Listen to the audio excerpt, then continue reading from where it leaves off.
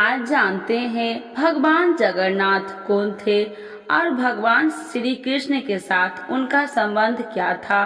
तो एक बार बोलिए प्रेम से जगन्नाथ भगवान की जय, राधे कृष्ण भगवान की जय। भगवान जगन्नाथ जी के बारे में कई गूढ़ रहस्य है जिसमें आज तक हम अनजान हैं। आइए जानते हैं।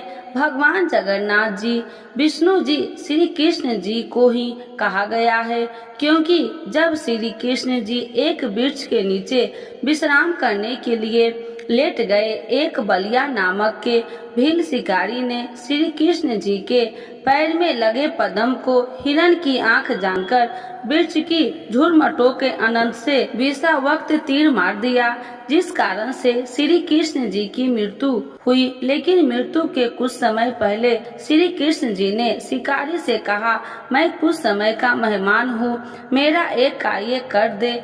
मेरे रिश्तेदार पांडवों को संदेश भेज दो कि यादव आपस में लड़कर मर रहे हैं, शीघ्र जाओ। जब अर्जुन तथा युधिष्ठिर आदि पांचों पांडव पहुंच गए, तब श्री कृष्ण जी ने अर्जुन से कहा कि मेरे शरीर को जलाकर इसकी राख को काष्ठ की पेटी यानी संदूक बनवाकर उसमें डालकर पूर्ण रूप से बंद कर देना और समुद्र में बहा देना। ऐसा ही किया गया। कुछ समय उपरांत वह पेटी बहकर उड़ीसा में पुरी के पास समुद्र के किनारे पहुंच गई। उड़ीसा का राजा इंद्रदमन था, जो श्री कृष्ण जी का परम भक्त था। श्री कृष्ण जी ने राजा को स्वप्न में दर्शन दिए तथा बताए कि मेरे शरीर की राख एक काष्ठ की पेटी संदूक में डालकर द्वारका में बहाई गई थी, जो अब पूरी उड़ीसा में आ गई है, समुद्र के किनारे लगी है। उसको निकालकर वही समुद्र के किनारे जगन्नाथ नाम से मंदिर बनवा दे। राजा इंद्रदमन ने श्री कृष्ण जी की बात को मानकर मंदिर बनवा दिया। श्री कृष्ण जी के कहने पर ही मंदिर का नाम जगन्नाथ रखा गया। जगन्नाथ यानी जग के नाथ कहते हैं। कलयुग में भगवान जगन्नाथ जी का नाम विपदा हरता है। जगन्नाथ जी भगवान नारायण जी हैं, जो अपनी पुरी में अपने बड़े भ्राता भाई और छोटी बहन सुभद्रा जी अर्जुन की पत्नी के साथ रहते हैं। लोक परंपरा के अनुसार माता लक्ष्मी जी जगन्नाथ के साथ नहीं पूजी जाती है। इसका एक कारण भगवान बलभद्र, जो उनके ज्येष्ठ का सदा भगवान जगन्नाथ जी के साथ रहना है, साथ उठना है, नहाना, श्रृंगार, भोजन पूजन करना है। इस कारण उनका एक अलग मंदिर है। जय जगन्नाथ स्वामी जनपथ स्वामी भवतु में। जगन्नाथ की रथ यात्रा के बाद क्यों देवी रुक्मणी ने भगवान श्री कृष्ण को गिरि प्रवेश क्यों नहीं करने दिया? भगवान ने उनको कैसे मार? मुझे लगता है कि इसमें आपको जरूर मुस्कुराहट मिलेगी। इसके बारे में भी बहुत से लोग नहीं जानते होंगे। आइए जानते हैं। जब भाई बहन अपनी यात्रा से लौटते हैं तो देवी रुक्मणी बलभद्र और सुभद्रा को महल में जाने देती है, लेकिन श्री कृष्ण जगन्नाथ जी को नहीं। भगवान उन्हें यात्रा के लिए साथ नहीं ले गए थे। ऊपर से जब वे अपनी मासी के घर पर पहुँचे तो देवी रुक्मणी को उन्हें मिलने से रोक दिया था। इसीलिए देवी रुक्मणी श्री जगन्नाथ पर सब गुस्से हुई। श्री जगन्नाथ को अपने मंदिर में प्रवेश करना था, लेकिन देवी रुक्मणी ने ऐसा नहीं करने दिया। इसीलिए उन्हें मनाने के लिए श्री जगन्नाथ जी ने उनको मीठे रसगुल्ले से भरा एक बर्तन उपहार दिया और इसीलिए इस दिन पुरी में रसगुल्ले का वितरण करते हैं। यदि आप सोच रहे होंगे कि अपनी प्रेमिका को मनाने के लिए चॉकलेट या मिठाई गिफ्ट करना एक परिश्रमी अवधारणा है, तो रुकिए, भगवान जगन्नाथ ने इसे सबसे पहले प्रचलित कर दिया था। कैसे भगवान श्री जगन्नाथ जी बने और उनका श्री कृष्ण के साथ क्या संबंध है, आइए जानते हैं।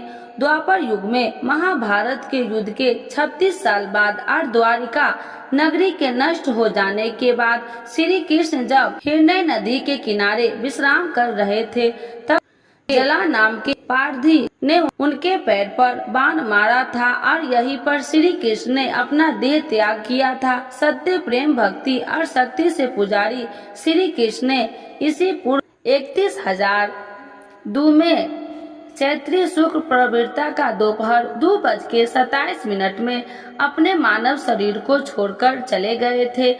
फिर अर्जुन द्वारा श्री कृष्ण का अंतिम संस्कार किया गया, परंतु बहुत कोशिशों के बाद भी श्री कृष्ण के शरीर का एक अंग नाभि नहीं जला रहा था। तब अर्जुन ने नाभि को समुद्र में विसर्जित कर दिया था। कुछ समय बाद वह नाभि श्री कृष्ण के नीले रंग की एक मूर्ति में परिवर्तित हो गई और विवस्थावस्य नाम के आदिवासी को मिली। मूर्ति नीले रंग के होने के कारण विवस्थावस्य ने मूर्ति का नाम नील माधव रखा। विवस्थावस्य ने नील माधव की मूर्ति को पास के जंगल में एक गुफा में छुपा दिया और बड़े भक्ति भाव से नील धामक की पूजा करने लगा।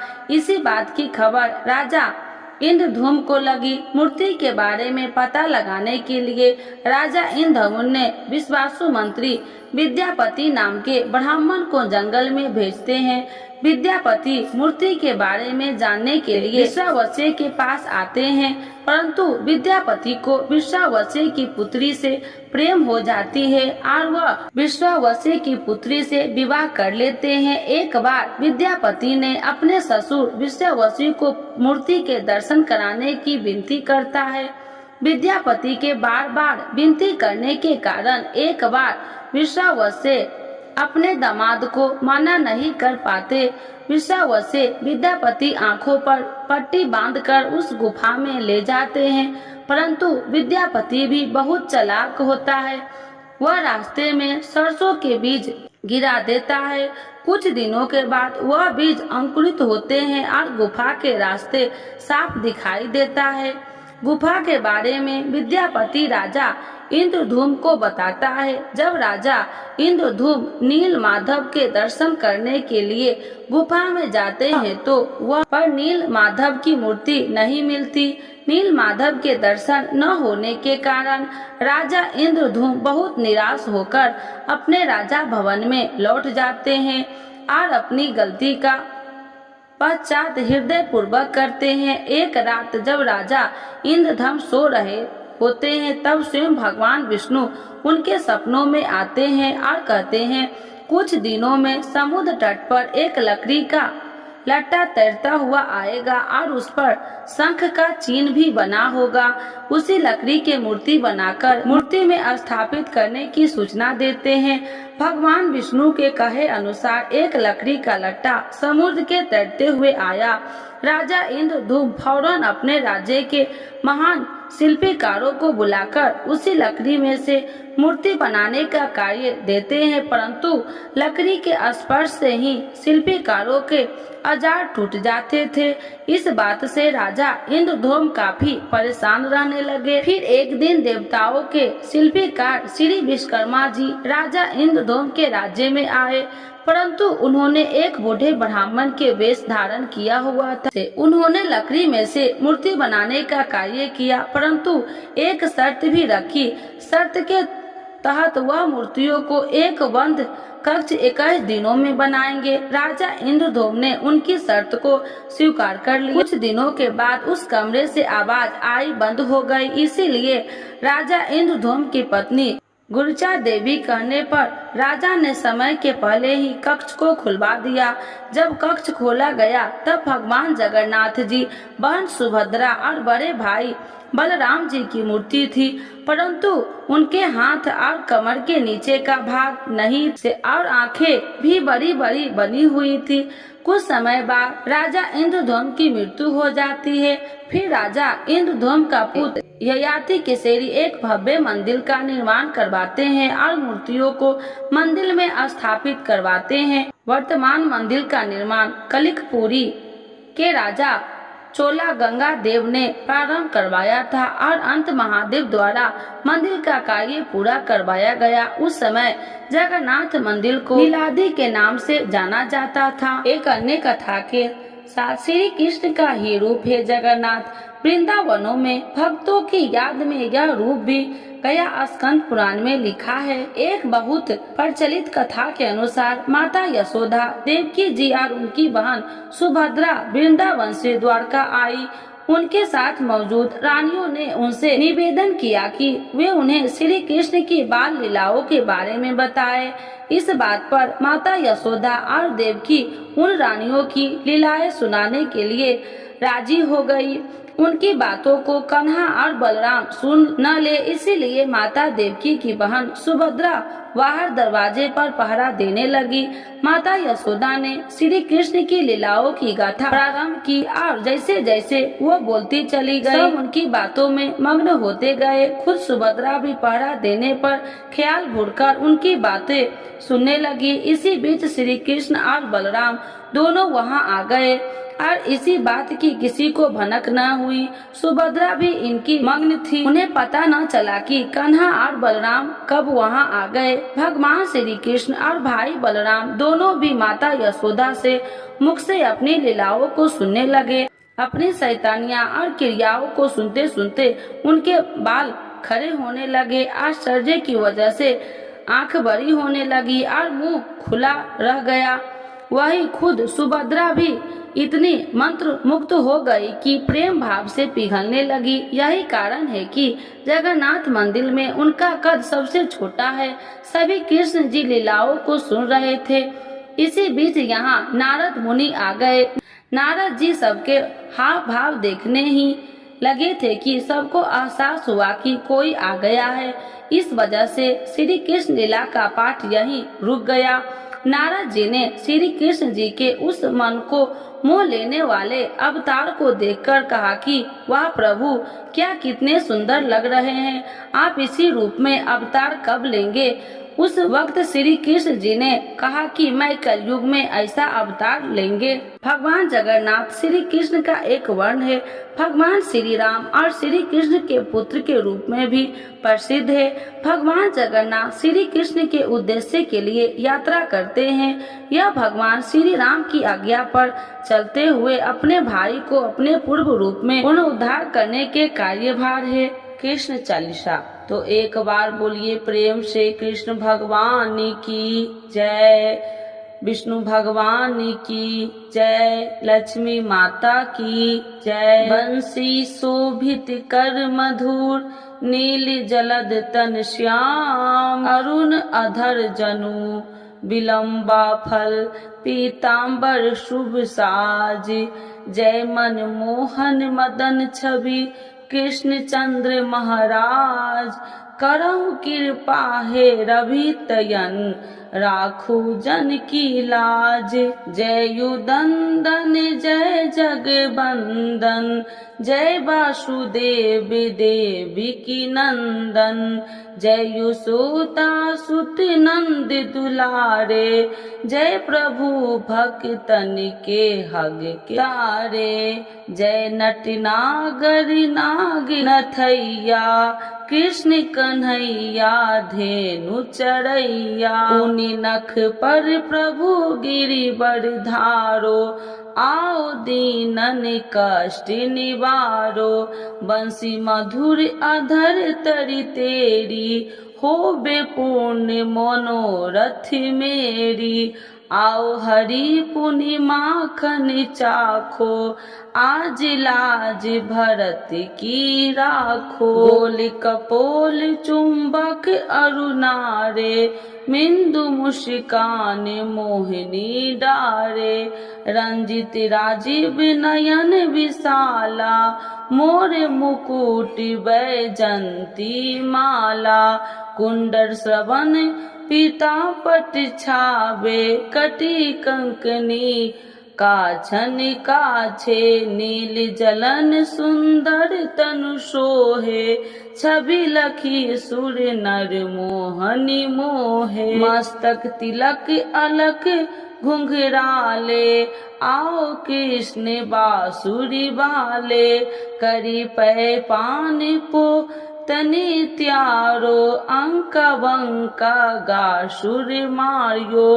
मधुबन जलत अग्नि जब ज्वाला, भय शीतल अखतहि नंदिलाला। सुरपति जब ब्रज चढ़ायो, सिराई मसुर धार वारी बरसाई।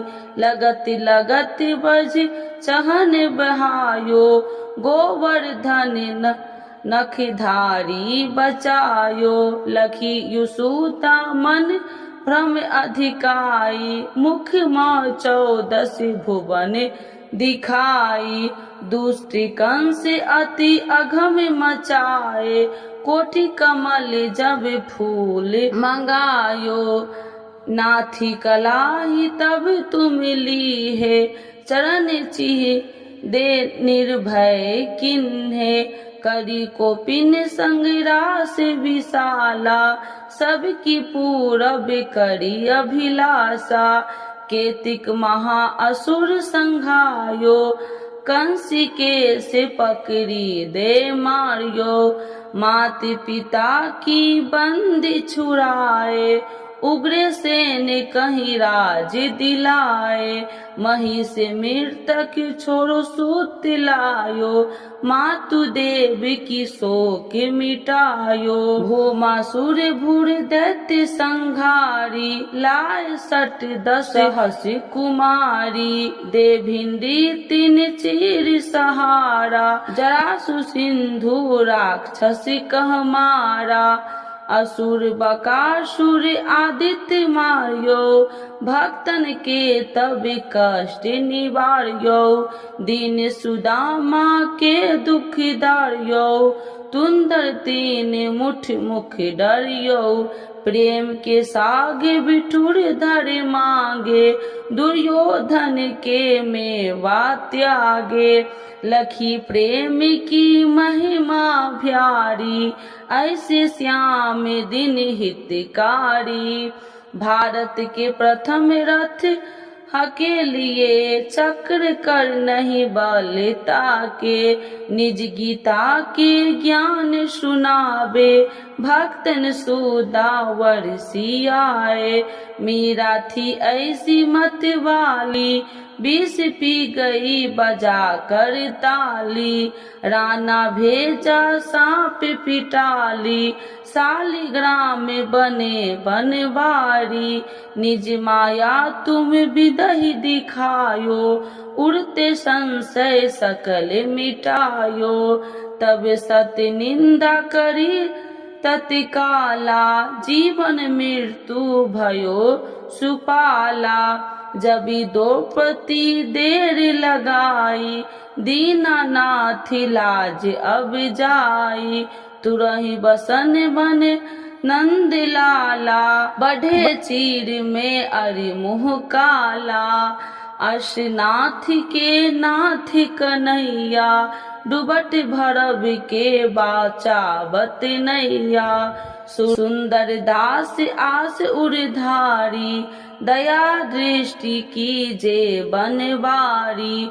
नाथ सकल मम कुमति निवारो, क्षमहु बेगी अपराध हमारो।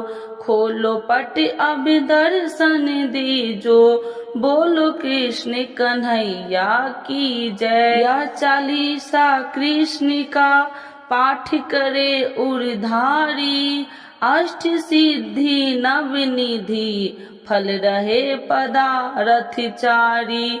तो एक बार बोलिए प्रेम से राधे कृष्ण भगवान की जय, विष्णु भगवान की जय, लक्ष्मी माता की जय।